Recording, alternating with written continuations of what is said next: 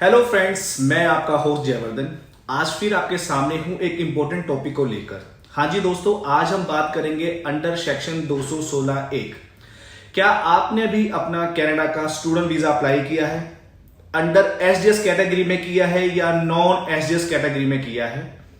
और visa apply करने के बाद आपको रिफ्यूजल का सामना करना पड़ा। अगर आप अपने वीजा रिफ्यूजल को अच्छी तरह पढ़ेंगे तो वीजा ऑफिसर ने आपके लेटर पे क्लियरली मेंशन किया होगा कि we are not giving you visa under section 216(1). हाँ जी दोस्तों, तो आज हम बात करेंगे 216(1) सेक्शन के बारे में।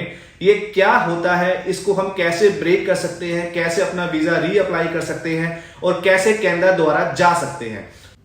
तो अंडर सेक्शन 216 है क्या चीज है और हर लेटर पे इसको क्यों पाया जाता है? दोस्तों, अगर हम नॉर्मली बेसिस पे सिंपल लैंग्वेज में इसकी बात करें, 216(1) का मतलब है कि आप कनाडा में स्टडी करने के बाद वापस नहीं आओगे। तो ये कॉमन रिफ्यूजल है जो हर किसी बच्चे के रिफ्यूजल लेटर में पाया जाता है। अगर आपने कभी इसको नहीं देखा है तो आज इसको जरूर देखें। अगर आपके किसी फ्रेंड का, किसी रिश्तेदार का वीजा रिफ्यूज हुआ है और आपका भी वीजा रिफ्यूज हुआ है तो दोनों के रिफ्यूजल लेटर पे 216 सेक्शन 1 या बी सेक्शन जरूर लगा मिलेगा। तो दोस्तों घबराइए मत, अगर आपके लेटर पे भी ये लगा हुआ है तो भी आप अपना कनाडा का वीजा अप्लाई कर सकते हैं, कनाडा जाकर अपने सपने को साकार कर सकते हैं। इसके क्या क्या कारण होते हैं, क्यों वीजा ऑफिसर इसको किस बेसिस और किस असेसमेंट के ऊपर इसको आपके लेटर पर पब्लिश करता है। देखिए, वीजा ऑफिसर आपके जो केस है उसकी असेसमेंट को काफी डिफरेंट तरीके से असेस करता है। मैं आपको कुछ एग्जाम्पल्स दूंगा। सबसे पहले आपके एकेडमिक स्कोर्स।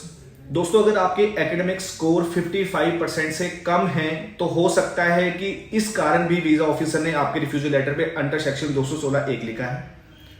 आपके आईएलटीएस में स्कोर लो है, यह भी एक कारण है अंडर सेक्शन 216(1) लिखने का। या फिर कुछ फाइनेंशियल इश्यूज के रिगार्डिंग के वीजा ऑफिसर आपके जो सोर्स ऑफ इनकम है जो आपने अपने केस में सबमिट किए हैं वो सेटिस्फाई वीजा ऑफिसर को नहीं कर पाए हैं। तो दोस्तों कुछ ऐसे पैरामीटर के बेसिस पे वीजा ऑफिसर आपके केस को असेसमेंट करते हैं। मैं आपको एक छोटा सा एग्जांपल देता हूं दोस्तों कि अगर आपने कनाडा में 2 साल का बिजनेस कोर्स अप्लाई किया है और +2 को आपने कॉमर्स स्ट्रीम से किया हुआ है और आपके बिजनेस के अंदर स्कोर 50 से बिलो है, तो यह भी एक कारण है कि वीजा ऑफिसर आपको वीजा ग्रांट नहीं करेगा। क्यों? 50 होने के बावजूद भी आपने अपना जो कोर्स अप्लाई किया है वो बिजनेस कोर्स में किया है। तो ये बड़ा क्लियर इंडिकेट करता है कि आपने जो इंडिया में अपनी क्वालिफिकेशन कंप्लीट की है वो काफी लो स्कोर के अकॉर्डिंग की है और आप कनाडा में इंग्लिश लैंग्वेज के लिए अपनी स्टडी को पढ़ाई करने के लिए जा रहे हैं।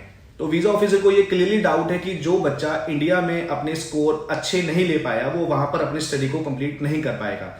सेकेंडली हम बात करते हैं कि आपने अपनी एप्लीकेशन को नॉन एसडीएस कैटेगरी में अप्लाई किया, आपके 1 में 5.5 है और वीजा ऑफिसर आपको वीजा नहीं देना चाहता है, तो ऐसे कैटेगरी में भी वीजा ऑफिसर आपके रिफ्यूजल लेटर पे अंडर सेक्शन 216(1) ही लिखेगा।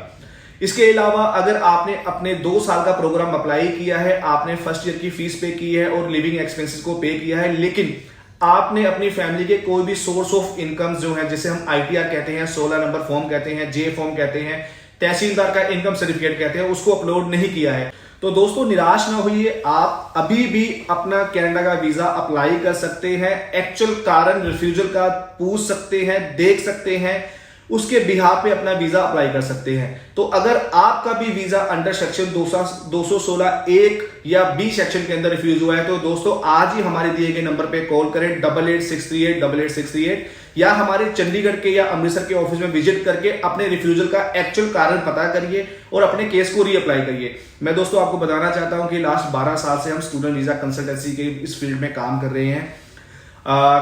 काफी ऐसे बच्चों का हमने वीजा ग्रांट किया है जिनको वीजा अपनी लाइफ में एक्सपेक्ट भी नहीं था और आज के टाइम में वो लोग अपने सपनों को वहां साकार कर रहे हैं। तो आप भी अपने सपनों को साकार कर सकते हैं, हमारे थ्रू वीजा अप्लाई कर सकते हैं और अपना जो ड्रीम है उसको कंप्लीट कर सकते हैं। तो आज ही हमें संपर्क करें, हो सकता है कि हम आपका वीजा लेने का कोई जरिया बन सकते हो। धन्यवाद।